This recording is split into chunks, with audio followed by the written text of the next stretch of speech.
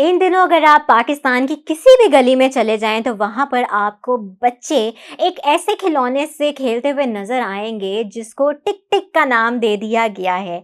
और ये खिलौने की अगर मैं मेरा ख्याल है बात करूं तो आप भी समझ गए होंगे कि मैं किस खिलौने की बात कर रही हूँ। जी, मैं उसी खिलौने की बात कर रही हूँ जो एक धागा नुमा हमें खिलौना नजर आता है, जो दो तरफ से और एंड पे उसके बॉल्स लगी हुई हैं और बच्चे इस ऐसे जब करते हैं तो उसमें से टिक टिक की आवाज आती है। अगर मैं साइंटिफिकली इस खिलौने की बात करूं तो ये एक ऐसा खिलौना है जिसको साइंस में फ्रिक्शन के एतबार से भी देखा जा सकता था। टिक टिक की आवाज निकालने वाला ये खिलौना पूरे पाकिस्तान में आग की तरह फैल चुका है और जो घर में रहने वाले वालिदैन हैं वो भी इस खिलौने की इस आवाज से बहुत ज्यादा हमें परेशान दिखाई दे रहे हैं। इस खिलौने की अगर मैं बात करूं तो आप इसकी असलियत जानकर हैरान रह जाएंगे। असल में इस खिलौने को क्लैकर टॉय कहा जाता है और कुछ ममालिक में इसको लाटू के नाम से भी जाना जाता है। क्लैकर टॉय कोई नया खिलौना नहीं है, बल्कि ये 1960 में अमेरिका में बनाया गया था और उसके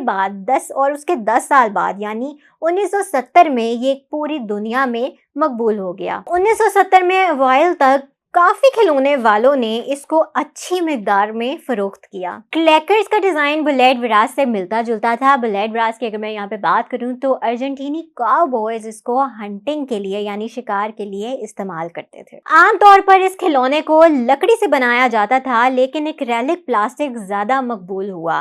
एक रिपोर्ट के मुताबिक ये बात भी हमारे सामने आई है कि प्लास्टिक से बने हुए क्लैकर टॉयज बहुत जल्दी टूट जाते थे। यहाँ पर मैं आपको एक और बात भी बताती चलूंगी, जो टूटा हुआ प्लास्टिक था ये बच्चों के लिए खासा नुकसानदेह था। 1960 से 1970 तक ये खिलौनों की हिफाजती चीजों का इंतजाम करना या उनके ऊपर नजर रखना ये दरअसल फूड एंड ड्रग एडमिनिस्ट्रेशन का काम था। वैसे तो ये खिलौना ना कोई खुराक थी और ना कोई दवा थी, लेकिन तब भी FDA का ये काम था कि वो इन चीज़ों की रोकथाम के लिए कुछ काम करें। और 1966 में एक एक्ट के मुताबिक ये बात भी वाज़ेह तौर पर ये बता दी गई थी कि FDA ने उन चीज़ों के हवाले से काफ़ी नज़रसानी रखनी है, लोगों को उन चीज़ों से बचाना है जो खिलौनों के नाम पे बच्चों के लिए काफ़ी नुकसानदेह हैं। बाद में ये बात सामने आ गई कि क्लैकर टॉय बच्चों के लिए नुकसानदेह है और 1976 में जितने भी टॉयज बच्चों के लिए खतरनाक थे उन पर पाबंदी आयद कर दी गई, जिसमें से एक क्लैकर टॉय भी था। 1974 में जब इस खिलौने पर पाबंदी लगाई गई